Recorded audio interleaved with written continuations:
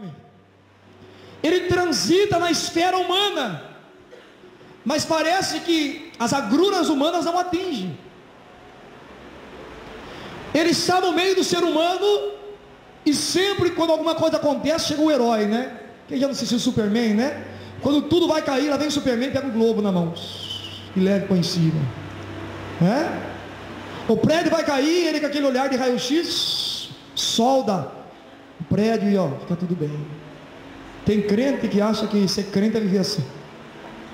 Aliás, acho que ser pastor é viver assim. E tem pessoas que exigem às vezes do pastor essa posição. Eu vou falar com o pastor é um homem santo. Ele vai levantar aquela mão poderosíssima dele, vai fazer aquela oração mais poderosa dele, e olha, num passo de mágica, minha vida vai mudar. E não muda. Vai para casa decepcionado.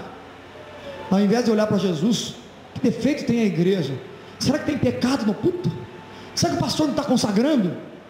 Porque ele vê na vida dos líderes, não homens de Deus, mas o tal do super-herói. Não somos super-heróis, nem eu e nem você. O que nós vemos aqui era um rei, cujo coração se moveu a buscar a Deus, mas era um homem que estava com medo. Fica para quem está ao seu lado, você já sentiu medo? Pergunta, já sentiu medo? Mas a história desse homem tem um início. Ele busca o Senhor, e quando ele se assenta no trono do seu pai, ele era um descendente de Davi. O seu pai, rei Asa, dorme. No Senhor ele reina no lugar do seu pai. E quando ele reina no lugar do seu pai, diz que ele se fortalece, e era um homem de paz. Josafá era um homem de tanta paz, que ele quis fazer aliança com o rei de Israel.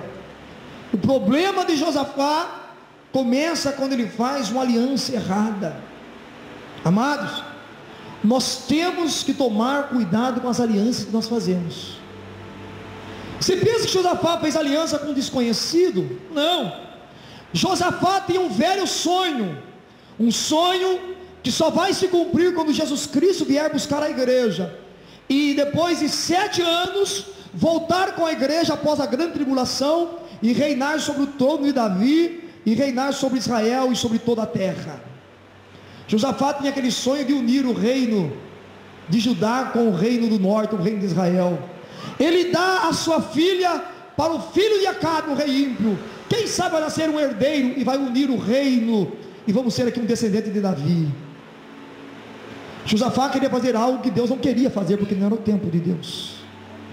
Diga comigo, há um tempo para todas as coisas. Quando Josafá faz essa aliança, o profeta Jeú, não o rei, o vidente, diz a palavra de Deus, que sai repreendendo ele quase morre na guerra contra os sírios. Jeú repreende ele e diz: Josafá, Deus te reprova por isto, mas em você ainda existe virtude. Deus vai poupar o teu reino, porque em você existe virtude, existe integridade, existe um caráter ilibado, porque desde o primeiro dia que você se assentou no seu trono, você, aleluia, moveu o seu coração em buscar ao Senhor. Você virou os ídolos de Israel, você virou os sodomitas da terra, que o seu pai ainda tinha deixado. Então Deus se moveu por isso, e Deus confirma o seu reino e o seu trono. Na palavra de Deus, quando Josafá escuta essa mensagem, ele teme ao Senhor, ele chama os sacerdotes, e diz a palavra de Deus que ele dá uma ordem, e a ordem era essa: que de todas as cidades de Judá deveriam vir juízes, sacerdotes, príncipes, e ele institui juízes sobre toda a terra. E a ordem é essa: o povo deve buscar ao Senhor. O povo deve buscar ao Senhor. Josafá não estava sabendo que ele estava preparando Judá para uma grande batalha, e ele move então o coração dos seus liderados, dizendo: quando vocês voltarem às suas cidades, quando vocês voltarem às vilas, aos vilarejos, dê essa ordem para o povo deve buscar ao Senhor. Diz a palavra de Deus que depois Josafá faz isso, depois disso, versículo 1 no capítulo 20 fala assim, que depois disso o quê? Depois que Josafá estava em paz, depois que Josafá tinha colocado juízo sobre toda a terra, depois que o povo estava buscando ao Senhor, depois que as brechas estavam fechadas, depois que o povo estava vivendo uma bênção, um tempo de paz, depois disso vieram os inimigos. Irmãos, conosco é diferente. Não dá a impressão, quando tudo parece que vai bem, sempre acontece alguma coisa na nossa vida para nos entristecer? Não é assim conosco nos dias de hoje. Quantos medos nós enfrentamos? Josafá enfrentou um medo aqui, um medo real. Eu vou falar desse medo. Quantas vezes nós somos derrotados pelo medo? Pelo medo. Tem medos que são infundados, medos que vêm da infância, né? Cuidado com o bicho papão. Tem gente que está com 50 anos, não dorme com a luz apagada. Tipo eu assim, apago a luz, mas deixo a frestinha na cozinha acesa, para não tropeçar quando vai ao banheiro.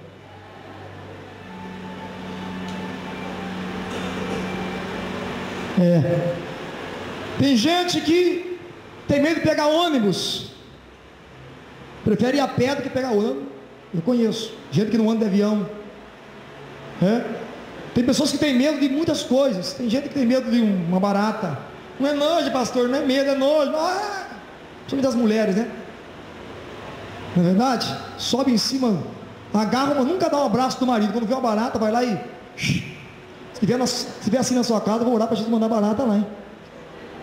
Para abraçar o marido, agarrar no pescoço dele. Ô, meu amor. Outras pessoas têm medo de sonhar. Não sonho mais, porque alguma coisa no passado não deu certo, agora não vai dar certo de novo. Tem pessoas que têm medo de partir para um relacionamento. Aí fala aquela velha frase: antes sozinho do que mal acompanhado. Tudo bem, então, fique no Senhor, na bênção. Está certinho você. Está certinho. Antes sozinho do que mal acompanhado. Mas antes bem acompanhado do que sozinho. Pessoas que têm medo de enfrentar. Pessoas que às vezes estão no serviço. Eu não estou, por favor, eu não estou incentivando ninguém a sair aqui pedindo conta, não.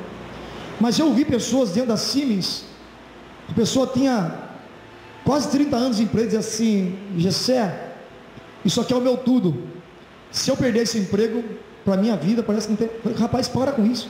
Você tem uma família, você tem uma vida, você tem foi, não. Eu sei isso aqui, não sei o que eu vou fazer. O medo de bater na porta, entregar um currículo. O medo de você estar bem e procurar algo melhor. Tem pessoas que têm medo, porque alguém criou esse medo. Os noticiários criam medo, as notícias criam medo, as decepções que nós passamos criam medo, as frustrações, os enganos. Tem pessoas que têm medo de amizade, tem medo de fazer amizade, porque um dia foi frustrado em amizade. Irmão, se eu tivesse medo de ter um amigo meu aqui hoje, se eu tivesse medo de confiar em obreiro, eu estava sozinho e não queria mais nenhum obreiro aqui. Só decepção que eu passamos, mas não podemos ter medo. A Bíblia diz assim, que o medo lança fora o amor, mas o amor lança fora o medo. Aplauda o Senhor, aleluia, porque nós não vivemos no medo. O medo lança fora o amor, mas o amor lança fora o medo, aleluia. E Josafá estava com medo real. Irmão, agora tem medo que é real. O irmão Alexandre vai operar, por exemplo. Se ele sentir medo, é real. O senhor Fernando operou, é real o medo. Aí não é infundado, é um medo real. Tem medo que é real. E o medo de Josafá é o seguinte, que deram a notícia para ele: olha, está vindo aí uma multidão de 1 milhão de pessoas. 1 milhão, mil milhares. Josafá contou o exército dele, tinha 125 mil. Você divide 1 milhão para 125, sobra 8. Para cada soldado de Judá, tinha 8 adversários. Irmão, quem que não sentia medo, irmão? Imagina. Nem que a pessoa seja ninja, não dá, irmão. Pelo amor de Deus. 1 de Judá para 8 dos inimigos é muito.